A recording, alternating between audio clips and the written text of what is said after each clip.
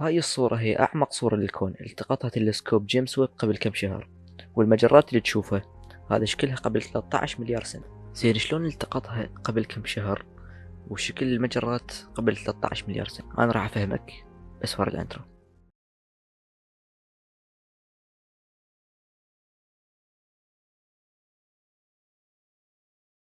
مبدئيا انت ايش تشوف عينك هو من خلال الضوء اللي ينعكس إلك.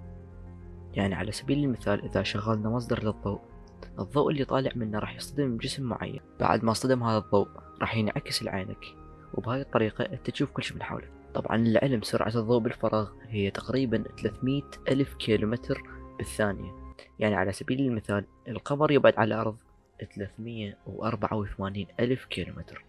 يعني الضوء على ما يطلع من القمر ويوصل لعينك يحتاج 1.28 ثانية. يعني انت دائما تباوع الماضي القمر وتشوفه قبل 1.28 ثانية. لو نروح للشمس فالشمس تبعد 152 مليون كيلومتر. يعني الضوء اللي طالع من الشمس ياخذ 8 دقائق و40 ثانية حتى يوصل لعينك. يعني إذا اختفت الشمس أنت ما راح تحس أبد إلا بعد 8 دقائق و40 ثانية. طبعا هاي نستعملها دائما كوحدة مسافة. مثلا نقول الشمس تبعد عن الأرض 8 دقائق ضوئية، أو ناسا تنزل صورة وتقول هذا الجرم يبعد عن الأرض كذا سنة ضوئية، ويقصدون بها أن الضوء يستغرق هاي المدة من الزمن حتى يوصل لنا. ونفس الشي ينطبق على هاي الصورة مال تلسكوب جيمس ويب. فهاي المجرات اللي تشوفها الضوء مالتها أخذ 13 مليار سنة يلا وصلنا. يعني بهاي الصورة أنت جاي تشوف الكون قبل 13 مليار سنة، يعني ورش كم مليون سنة بعد الانفجار العظيم اللي راح نشرحه بالمقاطع الجاي. زين سؤال، هو شنو الضوء أصلا؟ أنت بالبداية راح تحس سؤال بديهي وسهل، بس هو جدا عميق. يعني مثلا من شنو يتكون الضوء وشنو طبيعته؟ لو نرجع شوية بالزمن للعالم إسحاق نيوتن. نيوتن كان يعتقد أن الضوء هو الجسيمات تمشي بشكل مستقيم. ومن جهة ثانية أكو مهندس اسمه فرينل كان يعتقد أن الضوء هو موجات ومو جسيمات، والكل رأي كان إثباتات هواية. فحتى إني هذا النقاش فكر طبيب اسمه توماس يونغ يسوي تجربة، تعرف بتجربة الشقين أو شقي يونغ. فكرتها أن نجيب مصدر ضوء وحاجز يحتوي على شقين أو شاشة، بحيث راح نرسل الضوء على الحاجز اللي بشقين وراح نستقبله على الشاشة. إذا طلع عندنا خطين بالشاشة معناها الضوء جسيمات، لأن انت عبالك مثلا جاي تشمر طوبات على الحاجز، بحيث لا تصطدم الضوء بالحاجز لا تدخل من الشقين، وتسوي لك خطين موازيين للشقين اللي بالحاجز. أو ممكن يطلع عندنا شكل ثاني اللي هو نمط التداخل. هذا الشكل يصير لأن من تخرج الموجات من الشقين راح تتداخل بما بينها، فمن تتداخل قمة موجة مع قمة موجة راح تصير قمة عالية وتسمى تداخل بناء. وإذا تداخلت قمة موجة مع قاع موجة راح تلغي الموجة، راح يصير تداخل هدام أو تداخل إتلاف، فراح يصير على الشاشة مناطق مظلمة ومناطق مضيئة. فمن بدأوا التجربة وأطلقوا شعاع الضوء طلع لهم نمط تداخل، يعني الضوء موجة ونيوتن كلامه خطأ.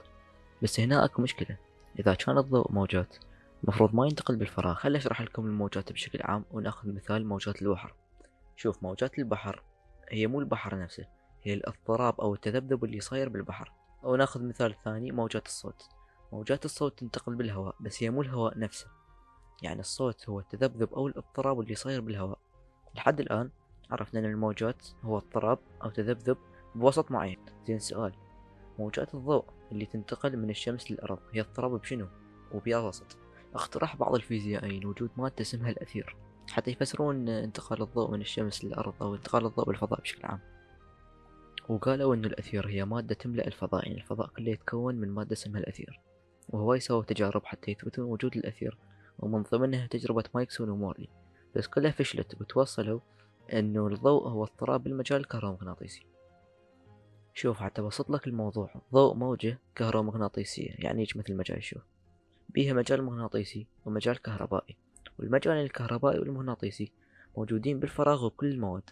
فعلى مود هاي الشغلة الضوء ينتقل بكل مكان وما يحتاج أثير حتى ينتقل بيه مثل ما كانوا يعتقدون الفيزيائيين. وأكو شغلة بالضوء اسمها الطول الموجي، اللي هو المسافة بين قمة وقمة متتالين أو قاع وقاع متتالين. وطبعا هذا كل شي يفيدنا بمعرفة خصائص ألوان الضوء.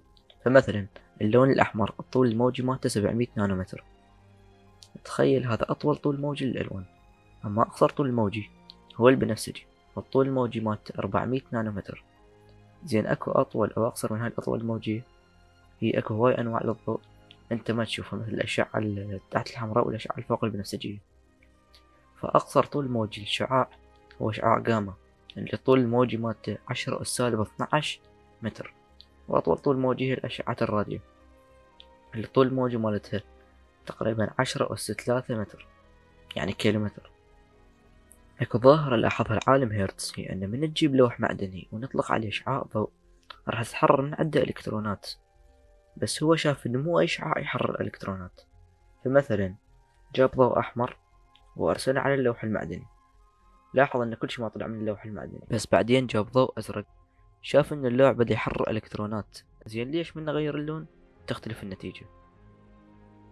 اجى العالم اينشتاين حتى يفسر هاي الظاهرة، وقال الضوء موجات وجسيمات بنفس الوقت. شوف هاي الجسيمات اللي اسمها فوتونات، صح ما عندها كتلة بس عندها طاقة، وهاي الطاقة تختلف من ضوء لضوء حسب لونه أو الطول الموجي مالته.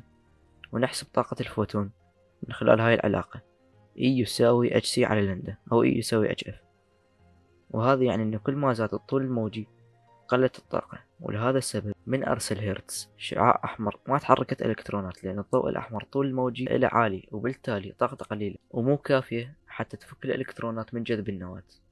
أما من أرسل ضوء أزرق اتحركت الإلكترونات، لأن اللون الأزرق الطول الموجي إله قصير، وهذا يعني أن طاقته عالية، فالإلكترونات اكتسبت طاقة كافية للتخلص من جذب النواة فتحررت. وعلماء الفيزياء قالوا لأينشتاين رحمه الله والديك وعطوه نوبل. زين لحظة، اكو شي غريب قال اينشتاين.